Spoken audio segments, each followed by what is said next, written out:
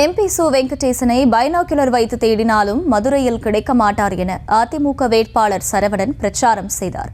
அப்போது கையோடு தான் கொண்டு வந்திருந்த பைனாகுலரை எடுத்து தேடி தேடி பார்க்கிறேன், மதுரைக்கு சு வெங்கடேசன் கொண்டு வந்த திட்டம் ஒன்று கூட தெரியவில்லை என தெரிவித்தார்.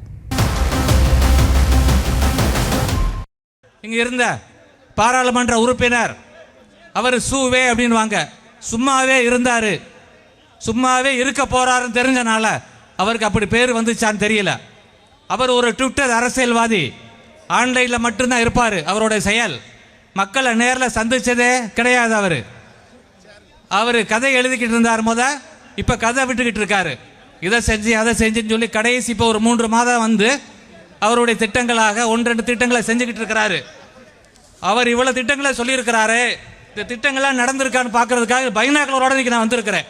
ப்ரெஸ் எல்லாம் இருக்கிறீங்க, இன்னைக்கு பைனாகுலர் மூலம் அப்படி தேடி பார்க்குறேன், எங்கேயாவது கடந்த பாராளுமன்ற உறுப்பினர் வெங்கடேசன் அவர்கள் செஞ்ச திட்டம் கண்ணில் படுதா அப்படின்னு பைனாகுலர் மூலம் பார்த்துக்கிட்டு இருக்கிறேன்.